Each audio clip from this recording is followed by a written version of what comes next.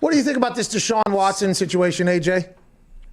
I don't know. I know he's upset about the GM hiring. My only question is how much access or how much influence did they tell him he would have before? Yeah, I think the expectations is the thing that we don't know about because we don't know who's leaking information how. If we could get to Instagram to Schefter's post from last night, that would be cool if we could pull that up because I should have sent it in this morning or last night when I read it, but it was right after I got done, knocking out the guy that knocked me out in the Oculus Arena. So I was a little bit winded while I was doing the whole thing, a little bit, I just gotten KO'd with one punch moments before that. But Schefter, it seems like the way he laid it out was Deshaun was expecting to have a little bit of say, I think, in a couple conversations, or at least be not say, but at least have a conversation about it or something like that. I think he was expecting to be a part of the process more, and it seemed like that didn't happen. Plus, you put this on top of the thought that it's alleged that he has already talked to his teammates about asking for a trade. It's an interesting situation that Caserio has fallen into with his best player in Deshaun Watson. Oh, yeah, it's not a great situation by any means, but I don't know if there's many players in the NFL that have had much say in a GM hiring. That's the only thing. I don't know if that's that's commonplace. Yeah, that was where our conversation all revolved back to this morning whenever we were talking about it. It was because if you remember just a year ago, right? Or I guess more than a year now at this point, 2 years ago, when LaFleur was hired, everybody was like, Aaron wasn't talked to about this. And then they try to cook up shit between Aaron and LaFleur. But now we've learned that was all fake or whatever. So it's like Aaron Rodgers didn't even get a chance to have a say in what the coach was going to be. I think a lot of us thought that you should give him a chance to at least be a part of the conversation. And I think I'm like that too. I think Deshaun should be a part of the conversation when it comes to head coach. I don't think he should be the determining vote, but I think if at this point he's an established quarterback, you've already made him a made man, he's going to be the face of your franchise, okay? You should at least have a little bit of a conversation with him. Not give him the decision, but at least a conversation, I think, if that's what he was expecting. But the GM thing, I didn't fully understand either. I didn't fully get it. I would hope that they would, your ideal situation, your GM or your owner has such a good relationship with the guy that you made your franchise quarterback when you paid him that big long-term extension. I would hope you have a good enough relationship where you say, hey, man, here's 4 people we're interviewing for a head job.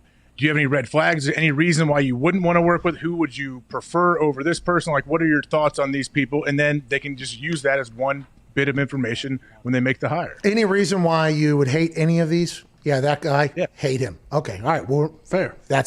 We appreciate that. Okay, that's good. That's good to know because when we go in there, we'll ask him why you hate him. What'd you do? And if he lies, we at least know that's a piece of information. How about these? Have you seen this guy's? Yeah, I like the way this guy runs his offense or whatever. This is okay, that's cool. That would just be if you're friends or doing business partners with somebody, you would do that. And I think if you look at Schefter's Instagram here, which I do believe we have here, Schefter on Instagram says, by hiring former New England Patriots executive Nick Caserio to solve a large set of problems within the organizations, the Houston Texans have created additional ones with star quarterback Deshaun Watson. Watson offered his input on potential general manager candidates, but the Texans neither considered nor consulted with those endorsed by their franchise quarterback, league sources have told ESPN. Additionally, the Texans did not inform Watson that they intended to hire Caserio, and he found out about the hire on social media. That contributed to Watson taking to Twitter that night to post, "Some things never change." Watson's feelings were not directed towards Caserio, sources told ESPN, but instead were indicative of the way business was again conducted by the Texans. Last offseason, Houston didn't let Watson know that star wide receiver DeAndre Hopkins would be traded, which led to some disappointment. Now, that it has happened again, Watson is said to be infinitely more bothered, sources told ESPN.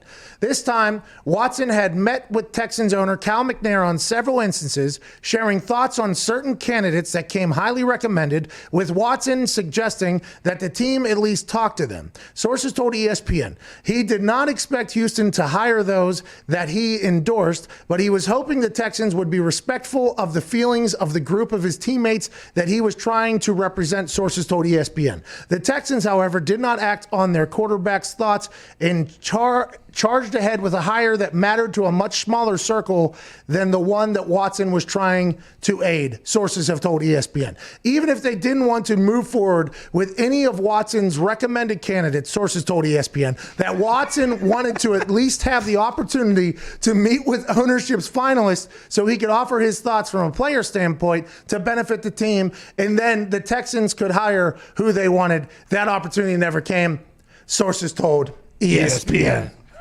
So that sounds like that is what? Deshaun Watson's agent laying out exactly why Watson is pissed in a text message directly to the right hand or left hand, depending on which phone number he has of Schefter, right into an Instagram caption, sources told Pat McAfee. So what? Okay, Jack Easterby, he's the guy behind all of this, right? Is he the one that hired Caserio? Does he have the power? I believe he's the one doing the consulting over there, right? Like him and Cal are probably he's probably helping Cal advise. And they said they didn't even know what the future was of Easterby over there, depending upon what GM they hire. They hire a guy I think he knows pretty well. Now, Caserio, I guess a lot of people say really good hire for the Texans. A lot of people are pumped about this. And that's why I think Deshaun Watson said in there, this anger is not directed at Caserio, so sources told ESPN. But so he kind of wanted to make it like, hey, Caserio, this isn't about you. This is just about the way this whole thing was handled. And it's interesting about him. Did he walk into Cal McNair's office? Got a list. Here's some general managers me and the boys been talking about. Bullet points. Here's some coaches that we're talking about here. The way you guys have been running this place is a fucking joke. So if you remember, we kind of spoke up and then Bill O'Brien got fired. You remember? Well, nice. And now what we're thinking is if we don't want that situation to happen again, because it seems like it's inevitable, here's a list of demands from the team. That's what it feels like, right? That's kind of what it feels like. I mean, it does kind of feel that way. And I guess players have gained a lot more power, I'd say, over the last 2-3 years, don't you think? It's definitely at the college level in football and in the NFL. I feel like players have more of a say now.